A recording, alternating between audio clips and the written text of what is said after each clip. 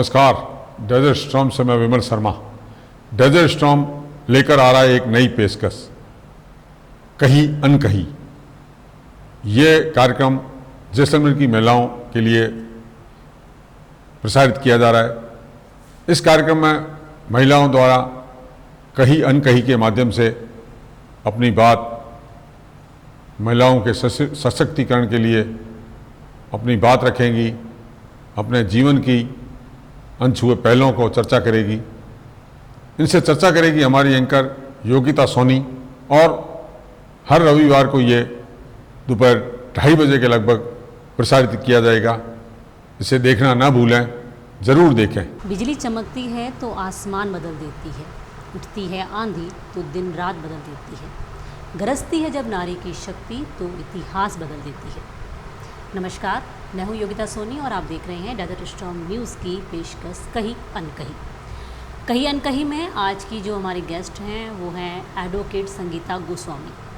आइए उनसे कुछ वकालत के गुर और कुछ या तो उनके जीवन से जुड़ी हुई कुछ किस्से, उनका एक्सपीरियंस उनसे साझा करते हैं। नमस्कार संगीता जी। नमस्कार, आपका बहुत बहुत स्वागत है डेजर्ट स्टॉर्म न्यूज़ में। धन्यवाद योगिता जी। जी, एडवोकेट, अब तक के हमारे सीरीज़ में आप हमारी फर्स्ट एडवोकेट हैं। बाकी हम डॉक्टर से, टीचर से, हम सबसे मिले हैं। इस बार हमें मौका वकील से मिलने का मिला है।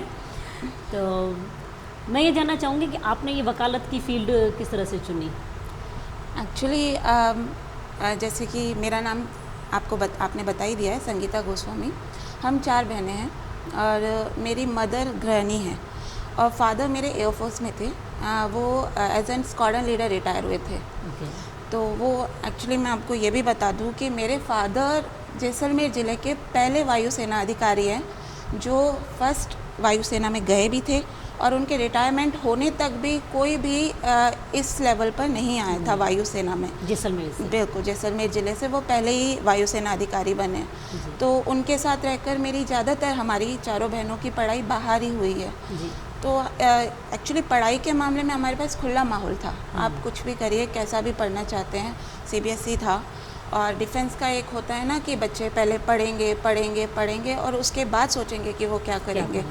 तो ये तो शुरू से ही था कि पढ़कर कोई प्रोफेशनल डिग्री वगैरह लेना है, तो दिमाग में था कुछ या तो डॉक्टर या एडवोकेट या पुलिस में जाना है। तो पापा का ये था कि अगर आप एडवोकेट बनते हो, डॉक्टर बनते हो या पुलिस लाइन में जाते हो, बट आपको करना काम लोगों के लिए, चाहे आपको फ्री सेवा देनी हो।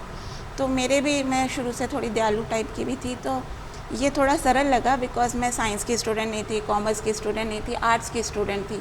तो मेरे लिए लॉ करना थोड़ा आसान हो गया था, इसलिए फिर मैं इस फील्ड में आ गई। तो इस फील्ड में रह के आप लोगों की मदद किस तरह से कर पा रही हैं? क्योंकि वकीलों का नाम सुन के तो देखो, मतलब लोगों को लगता है कि अब कोर्ट के चक्कर हैं, वकीलों के चक्कर में कौन पड़े। तो उल्टा ये लगता है कि उनके पास जाना सबको एक परेशानी सा लगता है। आप कह रहे हो कि मैं लोगों की मदद करने के लिए, तो आप किस तरह से कर पा रही हैं? मेरा जो एनरोलमेंट है वो 2008 का है। 2008 में मैंने एनरोल करके यहाँ पर डायरेक्ट प्रैक्टिस चालू कर दिया था, यहाँ के जिला एवं सेशन न्यायालय में। तो दौरान प्रैक्टिस में 2009 में मैं नेशनल लॉ यूनिवर्सिटी और यूनिसेफ के साथ मिलकर मैंने PCPNDT एक्ट और ह्यूमन राइट्स पे काम किया था 2 साल। बहुत अच्छा हमारा प्रोजेक्ट था, बहुत ही बढ़िया। मैंने उस पर काम किया। उसके बाद 2012 में मेरी शादी हो गई, और उसके बाद 2016 से मैंने वापस यहीं पर कंटिन्यू किया था। लेकिन जो वो 4 साल थे, उस दौरान भी मैंने कई अलग अलग संस्थाओं के साथ जालोर में, जोधपुर में, जैसलमेर में मैंने महिलाओं पर और बच्चों पर बहुत काम किया हुआ है। मैंने MSS के जो होता है महिला सुरक्षा सलाह केंद्र, ये सभी ज़िलों में महिला पुलिस थाने में एक डेस्क होती है, महिलाओं के लिए होती है स्पेशली। जी। कोई भी महिला अगर दुखी है, पीड़ित है, तो वो वहाँ जाकर अपनी परेशानी बताएगी, तो उसको उससे रिलेटेड, मतलब जैसा उसे उपाय चाहिए उसे वैसा उपाय मिलेगा। वहाँ पर पुलिस स्टेशन जैसा कुछ भी मतलब माहौल नहीं होता है। आप जाओगे तो आपको ऐसा लगेगा जैसे हम बात कर रहे हैं ना, बिल्कुल इसी तरह का। वहाँ 2 लेडीज़ बैठी होती है जो आपसे बात करती हैं। तो मैंने वहाँ पर भी काम किया है महिलाओं के लिए। मैंने बालिका गृह में उन बच्चियों को अपने घर भेजा है जो 6-6, 7-7 साल की थी जब वो अपने घर से निकली थी, और जब वो 18 साल के पास आ रही थी, मैंने उस वक्त उनको घर भेजा है काउंसलिंग करके। और इसके बाद भी मैं जैसे मैं सिविल में काम कर रही हूँ, बट इसके साथ मेरे पास महिलाओं के बहुत से केसेस हैं और मैं लगभग सारी महिलाओं के फ्री में ही कर रही हूँ, लगभग। अपने कैसे बालिका गृह का आपने बताया, तो वो अनुभव कैसा रहा था छोटी छोटी बच्चियों के साथ? तो वो किस तरह से वो घर से आ रही हैं, जी जी। क्या उनके साथ समस्याएं रही थी, या आपका अनुभव कैसा रहा था उनको देख? क्या है कि शादी के बाद थोड़ा सा मेरा जैसे वक्त रुक जाता है वैसे रुक गया था, तो फिर मुझे भी थोड़ी सी प्रॉब्लम हो रही थी। उस टाइम थोड़ा मेरा फाइनेंशियल प्रॉब्लम भी आ गया था, तो मैंने राजकीय बालिका गृह ज्वाइन किया था। और क्योंकि ऐसा लग रहा था ना कि कोई फ्रेशर है, तो मैडम ने मेरे को उन बच्चों की फ़ाइलें दी, उन लड़कियों की फ़ाइलें दी जो मानसिक रूप से थोड़ी सी कमज़ोर थी। तो वो अक्सर ऐसा भी हुआ है, उन्होंने मुझे मारा भी है, मेरे खून भी निकला है, सब हुआ है। तो जब मैं मेरे से पहले भी कई काउंसलर्स गई थी जिन्होंने उनके साथ काउंसलिंग की, मैंने भी की, लेकिन वहाँ पर मेरी पढ़ाई काम आई थी, बहुत काम आई थी। क्योंकि उस टाइम तक गूगल बहुत फेमस हो गया था, भले ही व्हाट्सएप और ये यूट्यूब वगैरह नहीं था, बट गूगल बहुत फेमस हो गया था। तो जब मैंने काउंसलिंग की ना उनसे, तो उनको हल्का फुल्का याद था कि वो ठाकुर बस्ती कोई फलाना एरिया है, एक असम की थी, एक महाराष्ट्र की थी। तो उन्होंने अपनी जो छोटी मोटी कोई उनके गांव के पास से नदी जा रही थी उनके बारे में मुझे बताया, तो मैंने गूगल में डाल के वो सारी चीज़ें निकाली।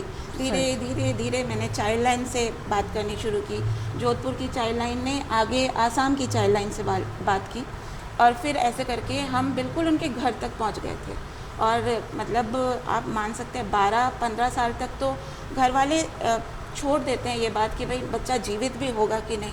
उस टाइम पे वो बच्चे अपने घर गई थी, और मतलब मुझे बहुत खुशी हुई। मुझे आपका एक्सपीरियंस सुन के भी इतना अच्छा लग रहा है, तो आपने तो उसे फील किया है। हाँ, तो नहीं, मतलब मुझे आज भी बहुत खुशी होती है जब मैं सोचती हूँ कि हमें अपनी खुशी से उतनी खुशी नहीं जितनी दूसरों को खुशी देकर जो खुशी होती है। बहुत अच्छा लगता है जब आप किसी को खुश देखते हो। जब जैसे मेरे पास कोई महिला आती है बहुत टेंशन में आती है, और जब मैं उसको कहती हूँ ना कि भाई काम हो, जब मैं तेरे साथ हूँ, और मैं हर पल, वो आधी रात को भी मुझे कॉल करती है, मैं उसकी बात सुनती हूँ, तो वो जो सुकून होता है, वो जो मतलब दीदी वाला फेथ होता है ना, वो मुझे बहुत सुकून देता है।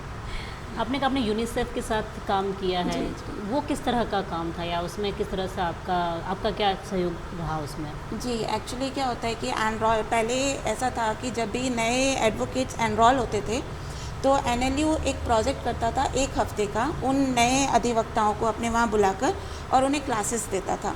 तो उसमें मेरा भी चांस लगा था, मैं भी 1 हफ्ते के लिए गई थी, और उसी दौरान मेरा अच्छा एक ग्रुप बन गया था।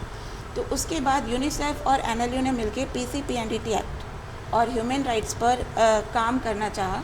तो उन्होंने क्या किया कि एक्ट क्या है, थोड़ा सा हमारे व्यूअर्स को बताएं। PCPNDT एक्ट हुआ था, ये होता है pre conception pre natal diagnostic technique. ये एक्चुअली लिंग जांच के लिए, लिंग जांच को रोकता है। जो डॉक्टर्स चुपके से लिंग जांच करते थे ना, तो ये उस पर एक प्रतिबंध लगाने के लिए एक्ट आया था। तो उस दौरान हमने मतलब इस पे तब हर ज़िले से एक एडवोकेट आफ्टर इंटरव्यू लिया गया था। तो मैंने भी ट्राई मारा था और मेरा उसमें हो गया था। उसमें जो हमारा प्रोजेक्ट था, तो हम लोग कई बार कलेक्टर से और ये अपने डिस्ट्रिक्ट जज से, इन सब से मिलके अलग अलग जगह पर जाते थे जहाँ पर ये सब होता है। वहाँ पे जाकर कई बार हम लोग छापे भी मारते थे। अपने जैसलमेर में फ़िलहाल बहुत साफ़ सुथरा रहा, लेकिन बाकी ज़िलों में जैसे जालोर में हमने 4-5 बार डमी बनकर देखा था, तो वहाँ पर बहुत लिंग जांच हो रहे थे, बहुत ज़्यादा। अब तो बहुत कम हो गया, अब तो इसकी अवेयरनेस बहुत ज़्यादा बढ़ गई है। अब तो बहुत ज़्यादा हो गई है। जैसे आप हमारी, यार एटलीस्ट मेरी कहूँ तो एक मिथ आप तोड़ रहे हो कि मैं एडवोकेट का मतलब समझते हैं वो काला कोट पहने हुए और बस उन्हें फाइल दो और अपना केस बताओ, वो लड़ने जाएंगे। आपने तो एक अलग ही इसकी रूपरेखा बता दी है मुझे एडवोकेट की। और आपके साथ ऐसा कोई एक्सपीरियंस रहा जिसमें आपने मतलब महिलाओं को किसी को ऐसी कंडीशन में देखा जहाँ आपको लगा कि यार आज के समय में भी महिलाएं मतलब सशक्तिकरण की कमी है, या उनमें वो उतनी मनोबल नहीं है, उनमें आत्मविश्वास नहीं है और वो इस तरह की जीवन में है? नहीं, महिलाओं में देखिए सशक्तिकरण की कमी नहीं है, वो बहुत, मुझे तो ऐसा लगता है कि महिलाएं पुरुषों से ज़्यादा सशक्त है ना। पर ये होता है कि महिलाएं अपने परिवार में बंद के रह जाती है, गृहस्थी में बंद के रह जाती है। पुरुष बाहर जाता है, ठीक है कि कहते हैं कि मर्द को दर्द नहीं होता है और मर्द रोता नहीं है, लेकिन वो जो दर्द नहीं होता है, वो जो रोता नहीं है, वो सारी भड़ास ले जाके वो घर पे उसी महिला पे डालता Frustration है, निकल- बट वो महिला उसको भी सहन कर रही है ना, और वो वापस पूछ रही है कि आपका दिन कैसा रहा। तो महिला तो कभी मतलब कमज़ोर हो ही नहीं सकती।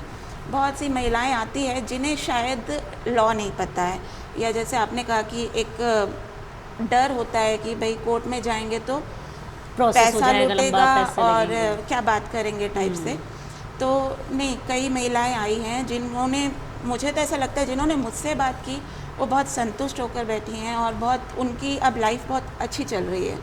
हमारी कोशिश ये भी रहती है कि अगर जैसे कोई पढ़ी लिखी महिला है तो जॉब्स भी दिलाने में कोशिश करते हैं। अगर काम नहीं मतलब पढ़ी लिखी नहीं है और उसे घरेलू काम आते हैं तो बिल्कुल वो काम भी हम दिलाने की कोशिश करते हैं। तो ऐसा कुछ बड़ा तो नहीं आया है, बड़ा तो मेरे साथ वो बालिका गृह वाला ही सीन हुआ था। जी। लेकिन नहीं, महिलाएं अगर अभी भी मैं आपके माध्यम से भी कहूँगी कि किसी भी महिला को अगर महिला मित्र की ज़रूरत है तो प्लीज़ मेरे पास आएँ, मैं बिल्कुल आपको संतुष्ट करूँगी हर परेशानी में, हर साथ हर में परेशानी में, चाहे लीगल हो चाहे आपकी खुद की पर्सनल हो। Personal मैं हो। बिल्कुल, मैं एक सखी हूँ। सखी हाँ बिल्कुल सखी सहेली वाला। बिल्कुल। अभी आप क्या कर रही हैं? आप प्राइवेट में अपना, आपका खुद का है अलग से? जी जी जी, अभी मैं एक्चुअली मैं सिविल वाद ज़्यादा देखती हूँ, जी। लेकिन उसमें भी मेरा महिलाओं से ज़्यादा है। मैंने कहा ना कि जैसे मैं फैमिली कोर्ट में काउंसलर पे भी हूँ, जी। तो वहाँ पर भी ज़्यादातर काउंसलिंग के सिस्टम आते हैं, मतलब हस्बैंड वाइफ में काउंसलिंग का हो जाता है। तो वहाँ पर भी मैं कोशिश करती हूँ कि उनका आपस में मिल जाए, और नहीं अगर जैसे मतभेद बहुत ज़्यादा हो गया तो कोशिश ये करती है कि ज़्यादा पैसे फिजूल खर्च करने से अच्छा है कि आप फ्री हो जाओ। तो मैं उनको वो माध्यम भी बता देती हूँ। आप एडवोकेट हैं और आप काउंसलर की बात करेंगे। काउंसलर और एडवोकेट तो काफ़ी अलग हो जाते हैं। एडवोकेट तो बस दलीलें देनी है और अपनी बात को सही साबित करना है, और काउंसलर होता है जो आपकी चीज़ को सुन के आपको मतलब ऐसे सजेशन देता है, ऐसी सलाहें जिनसे ताकि आपकी प्रॉब्लम से आप बाहर निकलो। तो ये तो दोनों अलग फील्ड है और आप दोनों में ही आप अपने आप को रख रही हैं। मैं सिविल वाद देखती हूँ, वहाँ मैं कमा लेती हूँ, और मैं महिलाओं की तरफ, महिलाओं के जो केस देखती हूँ वहाँ मैं उन पर लगा देती हूँ। एक हाथ एज से एन लेते हो, एक वुमेन हाथ तो से देते मतलब हो। हमें समझ आता है ना, मतलब एज एन वुमेन मुझे पता है कि कोई भी महिला अगर महिला थाने या कोर्ट आ रही है ना, तो आप मान लीजिए कि पानी सर के ऊपर निकल गया है। कोई औरत घर से बाहर आराम से कदम नहीं निकाल सकती है, वो बहुत सोचती है, बहुत सोचने के बाद वो हम तक आती है। तो अगर वो आई है ना तो फिर उस वक्त उसको हेल्प करना चाहिए। ज़रूर, मतलब कोई ऐसी बिल्कुल, बात है बिल्कुल, कि हाँ। वो तभी निकली है। हाँ, ऐसी कोई आपके अकॉर्डिंग कोई धारा है जो एज अ वुमन पता होनी बहुत ज़रूरी है कि अगर आपको कभी किसी सिचुएशन में आप होते हो या कहीं प्रॉब्लम आती है तो ये धारा आपको पुलिस के थ्रू या ये पता होनी बहुत ज़रूरी है, ऐसा कुछ है? देखिए सेक्शंस की बात करूँ तो बहुत सारे सेक्शंस है और बहुत सारे कानून है ना, लेकिन महिलाओं के लिए अभी घरेलू हिंसा जो है वो बहुत उपयोगी है और बहुत काम आ रहा है। एक्चुअली कई महिलाएं उसका गलत यूज़ भी कर Misuse रही भी हैं, करती हैं, बिल्कुल। लेकिन महिलाओं के लिए वो बहुत अच्छा कानून है। महिलाओं के लिए ये है कि वो किसी के भी प्रति कोर्ट में आ सकती है। मतलब अगर उसको अपने घर में अपने माता पिता से भी प्रॉब्लम है, भाई से प्रॉब्लम है, पति से प्रॉब्लम है, सास ससुर से प्रॉब्लम है, रास्ते चलते किसी से प्रॉब्लम है, वो हर तरीके से, मतलब अगर महिला आई है तो उसके फ़ायदे के लिए ही ये लॉ बना है। यहाँ पे पुरुष को थोड़ा सा साइड किया है, बिकॉज इसमें भी वही कारण है, क्योंकि एक पहला टाइम था जब वो हम पर हावी हो गए थे, तो अभी वो थोड़ा सा बदल गया वापस है हो गया, समय। टिट फॉर टैट वाली बात हो गई। तो सही है। कानून महिला घरेलू हिंसा जो कानून है वो महिलाओं के लिए पूरी तरीके से, और इसके अलावा भी काफ़ी है, आईपीसी सीआरपीसी में भी बहुत से हैं। तो इतना मतलब मैं आपको सेक्शंस बताने जाऊंगी तो उसका कोई मतलब नहीं रहेगा। है। बट वुमेन चाहे तो एक यहाँ पर एडीआर है हमारा, आप वहाँ जा सकते हो। जैसे कि कहा मैंने, महिला थाने में डेस्क होती है महिलाओं की, वहाँ जा सकते हो। हॉस्पिटल में वन स्टॉप सेंटर है, वो भी महिलाओं के लिए है। अगर महिला को कोई भी प्रॉब्लम, आधी रात को प्रॉब्लम है तो भी वो हो जाएगी, क्योंकि वो 24/7 खुला है हॉस्पिटल में। हाँ बिल्कुल, वन स्टॉप सेंटर कहते हैं उसको, ओके। वहाँ पर है। और वैसे भी हर थाने में एक महिला डेस्क होती है, तो महिलाओं के लिए तो अभी खुला पड़ा है। नहीं, कई बार जानकारी नहीं होती है उनको कि भाई हमें अगर देर रात को ऐसी प्रॉब्लम हो गई हो कि हम एकदम से कहाँ जाएं, तो उन्हें जानकारी की कमी की वजह से कई बार वो इस चीज़ से रह जाती हैं। इस हिसाब से मैंने आपसे एक क्वेश्चन किया कि भाई अगर उनको ऐसी कोई जानकारी उनके पास रहनी ज़रूरी है कि भाई उन्हें ये पता होना ज़रूरी है कि अगर कभी भी उन्हें कोई समस्या हो तो इस जगह वो किसी भी समय जा सकती हैं, 24 आवर्स वो चीज़ उनके लिए खुली है। 24/7 जो मैंने कहा है वो है ये महिला थाना आपका खुला रहेगा और वन स्टॉप सेंटर खुला रहेगा। आप कभी भी कोई भी महिला आराम से जा सकती है। उसके लिए वहाँ पे हर वक्त एक सिक्योरिटी गार्ड, एक महिला काउंसलर वहाँ पर हर वक्त रहेगी। बिल्कुल। कि हमारे इस शो का आखिरी क्वेश्चन जो हम सब महिलाओं से करते हैं कि आपकी तरफ से हमारे व्यूअर्स में जो महिलाएं हैं उनके लिए क्या संदेश है? बिल्कुल मैं देना चाहूँगी आजकल की जो नए युवा बालिकाएं हैं, मैं उन्हें कहना चाहूँगी कि कोई भी बात अपने माता पिता से मत छुपाइए। माता पिता से भी कहना चाहूँगी कि अपने बच्चों की सारी बातें, मतलब खासकर लड़कियों की सारी बातें सुनिए। पढ़ाई के मामले में तो उन्हें पूरी छूट दीजिए कि वो जहाँ चाहे पढ़ना चाहे, जो चाहे पढ़ना चाहे उन्हें पढ़ने दीजिए। अगर आप इस चीज़ के लिए उन्हें आज़ाद करेंगे ना, तो वो, मैं पूरा विश्वास करती हूँ कि वो आपके विश्वास को नहीं तोड़ेंगी। और लड़कियों से भी मैं चाहूँगी कि आप प्लीज़ पढ़ाई के लिए छूट लीजिए, बाकी किसी चीज़ के लिए छूट मत लीजिए। सही है, दोनों को ही आपने अपनी जगह सलाह दे दी है। अपना समय देने के लिए बहुत बहुत धन्यवाद। धन्यवाद।